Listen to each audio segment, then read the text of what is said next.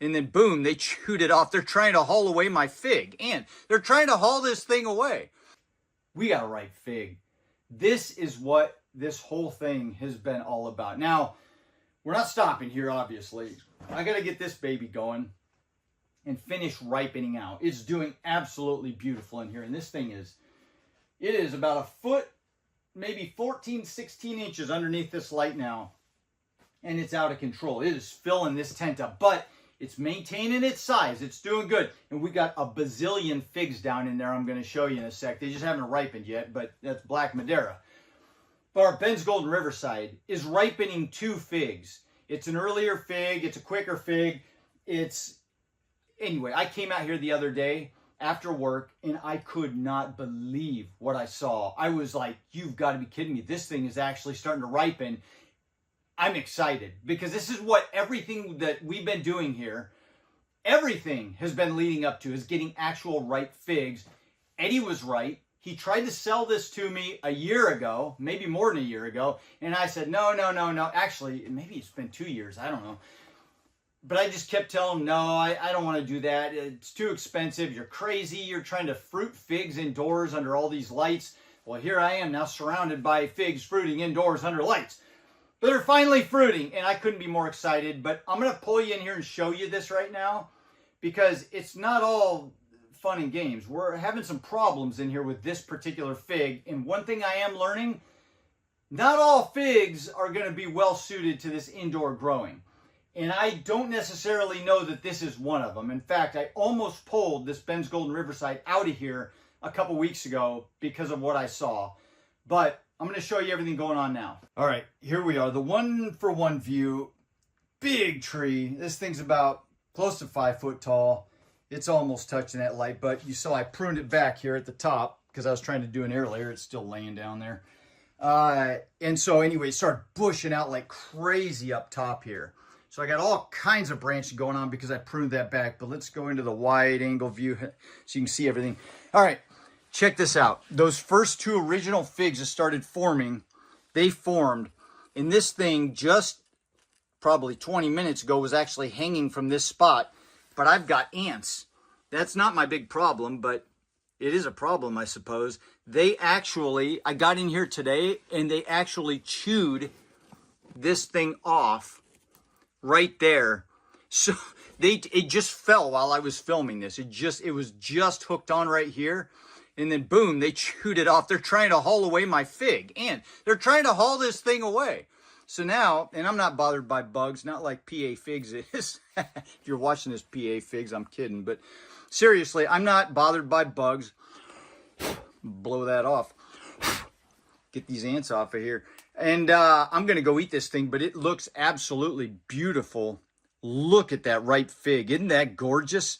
And I've done just like Lou said, let that thing hang till absolute peak ripeness. Or I guess the ants let it hang until absolute peak ripeness, and I guess they would know better than anybody when a fruit would be ripe. All right, so I'm going to set this down right here on my little bucket, and we're going to show you my problem. Well, first of all, I've got another ripening fig right here. It's starting to get there, and I see no ants around it because the ants know it's not ready yet. So I guess I'll let them be my guide. But I've got, since I pruned to the top, tons of figs growing on this. Lots of branches kind of outcropping here. That one issue I'm finding, though, I just think this thing does not like this environment with the heat. I don't know for sure, but a lot of the older figs, they're just starting to wilt back. They're drying up, and they're turning into nothing. Look at this. They're just ready to fall off. I don't know what that's all about, but I don't know. Maybe this fig's just a bad one to try and grow in here. Here's another one. There it is. Look at it. It's just ready to fall right off. I barely had to touch it. So that's happening a lot up further on the plant. But these younger little branches are growing tons of beautiful figs here. And so this one may have to come out of here. It may just have to go. That's going to be beautiful. I got to let that ripen first, though. But then we got my Black Madeira. And that is doing absolutely fabulous. I mean, this thing, here, let's get back. That thing is getting up towards the light there. It is just filling out this tent. I don't even close the door on it anymore. I just leave it open on both tents. Let's look down under here. I did some air layers not too long ago, and I showed this to you guys in a short, but we have got massive amounts of roots. It took only 9 days for those roots to start forming. And now it's been, I don't know, probably 15, 16 days, and we got roots all over that thing. The wood on it, as you can see, was a little more hardened off, lignified, whatever you want to call it. This one here was completely green, and I want to try a green cutting or a green air layer, and I still have not seen roots. So we may be finding that those green, the green young shoots like this are not good for air layering. I don't know. We're going to find out. I didn't have success outdoors with it a couple summers ago in my orchard. But the stuff that's a little woodier, see, that's about how much woodier it is. You can see that there. It's actually doing a lot better. Now, just so you guys know, I did girdle that. I took a little ring of bark off. I did the same thing on this one. So we'll see what happens. We'll give it more time. But look at all these figs in here. Look at these. They're still about the same size. They're not growing in size. They're just sitting, waiting to ripen. But as they're sitting and waiting to ripen, let's get this leaf out of here. They are just forming more and more figs. Look at that. All along that branch. And that branch just goes up, and it's just forming, look at that, way back in there, figs. And that's every branch here. Just figs everywhere. I cannot wait for this thing to ripen. I'm so excited for this. Look at that. We got figs. There's another branch, a completely different branch. Figs all the way down in there. Jeez. It's just, they're everywhere in here. So I actually need to take both of these out. I'm going to give them a little fig bath. I'm going to hose them all off. I actually want to go through this one in particular, probably that one too, but especially this one because it's so dense, the canopy. I want to go through and prune some of these leaves way down in here because they're starting to kind of fall off because they're not getting much light. So I want to prune some of this lower growth upward, some of these leaves, not the branches, but the leaves, and then stake up a lot of these branches throughout here so it's a more solid, stable tree. And then I'm just going to take it outside and hose it off real good, and we'll get it back in there, and hopefully this will be like the final drive to getting Black Madeira figs. Now, why don't I take you guys inside right now, and let's cut this baby open and see how it tastes.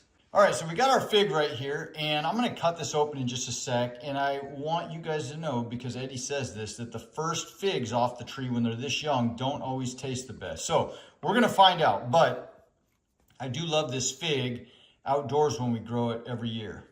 So let's see what we got here. Now, I don't have that brick scale like Eddie has, so I can't really tell you how sweet it is other than what my taste buds tell me, but there it is right there, and that is beautiful and golden. Here, get in here, Als. Let's see what that looks like. Actually, let's zoom it out. There we go. Now get in there close and let's see. Look at that. Isn't that good? Look at that. Here, get in there over the top of it. Look at that. Look at that honey. That is beautiful. We grew this indoors. This is a Ben's Golden Riverside. Let's get this half. We grew that inside. Gosh, we should save half this for Mom, huh? All right, let's go ahead and let's see what we're gonna do. You want a piece of this, I know. I want you to see what it tastes like too. So maybe we should split this into thirds and give half to Mom. What do you think? Yeah. Or do you want, what do you want to do? Yeah? We'll just cut this guy like this. And then like this. And then you, me, and Emily will try this, and Mom can have half, because this was her fig originally that she wanted. All right. I'm going to try. You want me to eat the sloppy ones? Probably the really ripe piece. Let's see what this tastes like. Whoa! There goes another balloon. It's Allie's birthday, and there's balloons popping randomly all over the house. That's pretty good. It's not as good as outdoors. But I think it's, you know, it could have to do with the fertilizing. It could have to do with the fact that it's a younger tree. I mean, this thing, I just potted it up from a 1-gallon pot, like just under a month and a half ago, or just over a month and a half ago. So it's a really young tree.